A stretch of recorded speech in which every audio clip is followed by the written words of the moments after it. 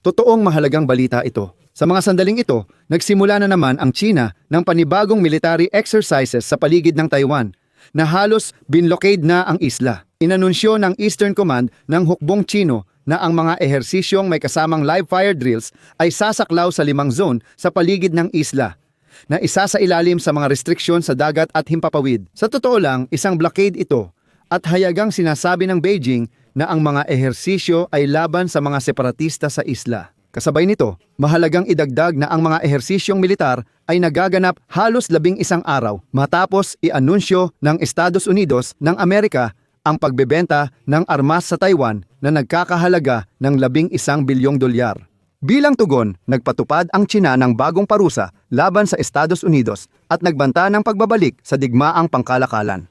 2 araw lang ang nakalipas nang sabihin ng Pentagon na naghahanda ang Beijing sa lakayin ang Taiwan, base sa karanasan ng Russia sa digmaan sa Ukraine. At ngayong araw, inihayag ng pinununo ng Ministeryo ng Ugnayang Panlabas ng Russia na si Sergey Lavrov na susuportahan ng Russia ang Beijing kung sakaling magpasya ang China na makipagdigmaan sa Taiwan, kabilang na ang paggamit ng lakas militar.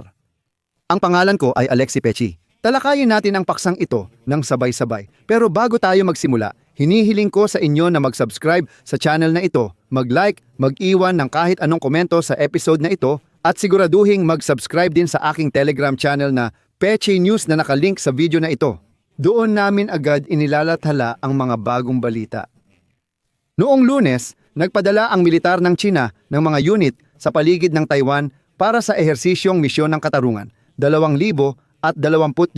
Inanunsyo ng Eastern Command ng People's Liberation Army ng China na ang mga ehersisyo na may kasamang live fire ay gaganapin na sa Martes. Ayon sa pahayag ng militar ng China, sasaklawin nito ang 5 zona sa paligid ng isla na sasailalim sa mahigpit na pagbabawal sa dagat at himpapawid ng hindi bababa sa 10 oras. Sa totoo, hindi talaga makakalapit o makakaalis sa isla. Sasali sa mga ehersisyo ang mga tropang panlupa, hukbong dagat, himpapawid at mga unit ng missile. Kung titingnan natin ang mapa, makikita natin na halos binabakura ng China ang isla. Makinig kayo, ang ganitong ehersisyo ay pwedeng magdulot ng pag-atake. Ito na ang ika-6 na malaking military exercise ng China mula 2022 at mukhang magiging taunang o baka 2 beses pa sa isang taon na gawain ito. Delikado ang sitwasyon dahil maaaring gawing normal ng Beijing ang mga ehersisyong ito anumang oras. Ibig sabihin, masasanay ang lahat na 2 beses sa isang taon ay palaging binablockade ng China ang Taiwan, nagpapaputok ng kung ano-ano, at lahat ay maaaring maging kampante. Patutulugin ng China ang pagbabantay ng lahat. At sa ganoong pagkakataon, anumang oras ay maaaring subukan ng mga Chino na umatake habang nagkukunwaring bahagi lang ito ng mga ehersisyo. Bagaman sinabi sa Beijing na ang mga maniobra ay laban sa separatismo at ito ay lehitimong hakbang para protektahan ang soberanya. Halos araw-araw na naitatala ng kagawaran ng tanggulang pambansa ng Taiwan ang aktibidad ng mga eroplano at barko ng China malapit sa isla. Ngunit ngayon ay nagdeklara sila ng mas mataas na antas ng kahandaan sa labanan dahil sinasabi nila na sa pagkakataong ito ay maaaring maging mas komplikado ang sitwasyon. Partikular, itinaas ng Taiwan ang antas ng kahandaan sa labanan ng kanilang sandatahang lakas sa pinakamataas na antas. Nagsasagawa ng paglalagay ng mga anti-ship missile sa kanlurang baybayin. Ikinakalat ang kanilang mga eroplano at sa ganitong paraan, naghahanda ang Taiwan para sa depensa. Ngunit dapat ding tandaan dito na lubos na nauunawaan ng Estados Unidos ang banta at nagsasagawa na rin sila ng mga ehersisyong militar. 11 araw lang ang nakalipas mula nang i-anunsyo ng Estados Unidos ang pagbebenta ng armas sa Taiwan na nagkakahalaga ng 11 bilyong dolyar na siyang pinakamalaking pakete ng armas para sa Taiwan sa buong kasaysayan. Nagprotesta ang Ministry ng Depensa ng China at nagbanta na gagawa ang militar nila ng matitinding hakbang bilang tugon. Bukod pa rito, pagkatapos nito, nagpatupad ang China ng mga parusa laban sa 20 kumpanyang Amerikano na may kaugnayan sa depensa at 10 mga pinuno 1 linggo matapos i-anunsyo ng Washington ang malakihang pagbebenta ng armas sa Taiwan. Ayon sa Ministry ng Ugnayang Panlabas ng China, kabilang sa parusa ang pag-freeze ng asset ng mga kumpanya sa China at pagbabawal sa mga individual at organisasyon na makipagtulungan sa kanila. Ito ang sinabi ng Reuters ukol sa pagsasanay ayon sa kanilang pahayag. Lalong nilalabo ng mga pagsasanay ng Beijing ang hangganan sa pagitan ng karaniwang ehersisyong militar at posibleng paghahanda para sa pag-atake ayon sa mga analista. Mga estratehiyang nagbibigay sa Estados Unidos at mga kaalyado nito ng kaunting babala sa pag-atake. Iyon nga, sinasabi ko na pwedeng maging karaniwan ang mga pagsasanay at hindi na gaanong mapapansin o pag-uukulan ng matinding reaksyon.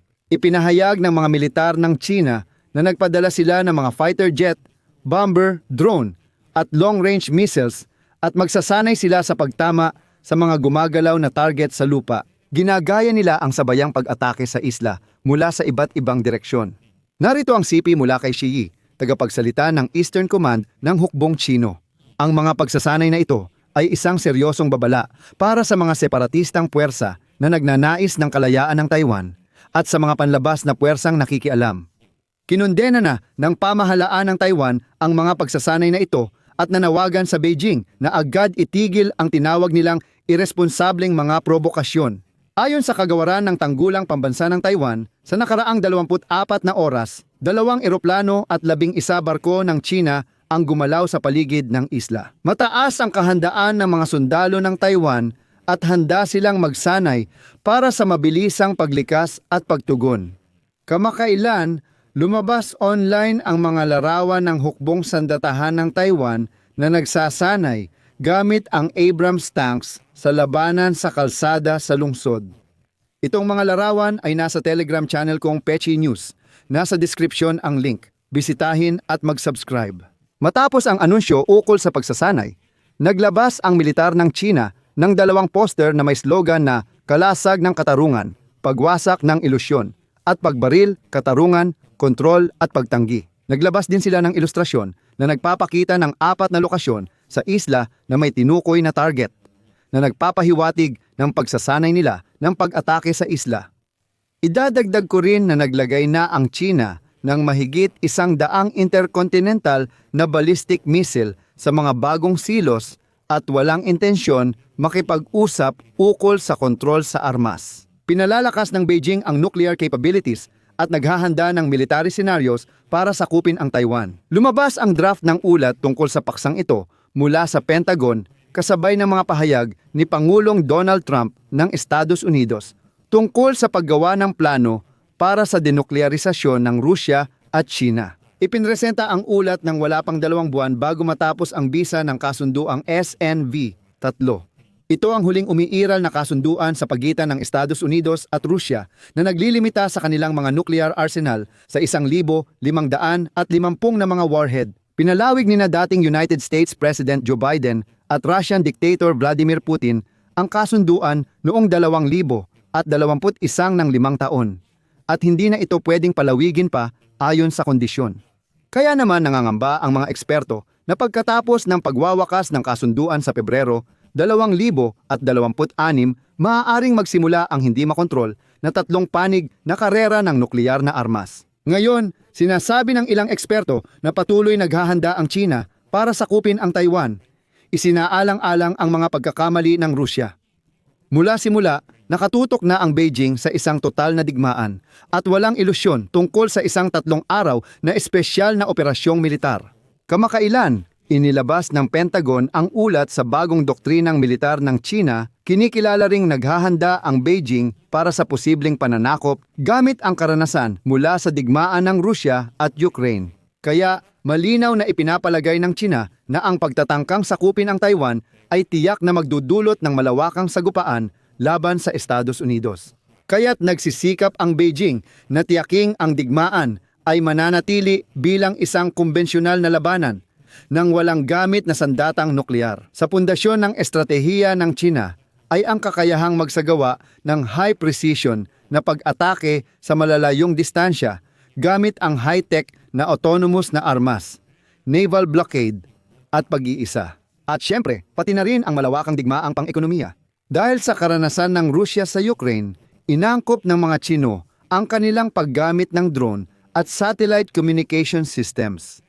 Binibigyang diin din ang information warfare sa loob ng China at para sa mga tagapanood sa labas. At ayon sa ulat ng Pentagon, kung makikialam ang Estados Unidos sa sigalot, handang-handa ang China na pumasok sa isang total war na may ganap na mobilisasyon ng lahat ng estratehikong yaman upang pilitin ang kalaban na sumuko. Kasama sa planong ito, ang paghahanda sa mabilis na paglipat ng bansa mula kapayapaan tungo sa batas militar. At dito lumitaw ang nakakabahalang senyales na sinusuportahan ng Moscow si Beijing, na sa posibleng sigalot sa pagitan ng China at Taiwan, susuportahan ng Russia ang Beijing. Ito ang sinabi kahapon ng Ministro ng Ugnayang Panlabas ng Russia, Sergei Lavrov. Sinabi ni Lavrov na ang Russia ay tutol sa kalayaan ng Taiwan sa anumang anyo.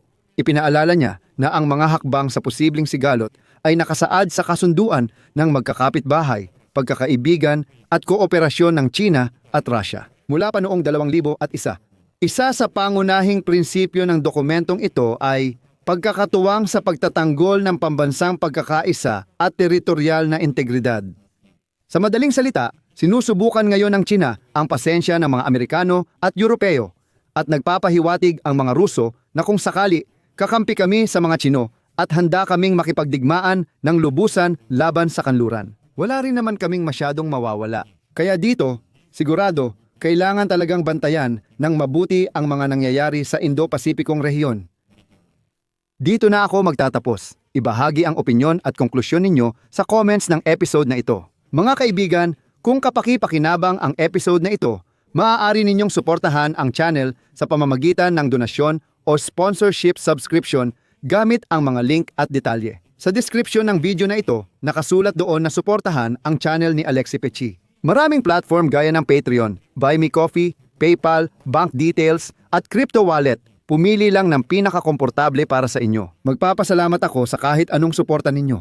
Hanggang dito na lang, ingatan ninyo ang inyong sarili. Paalam sa lahat.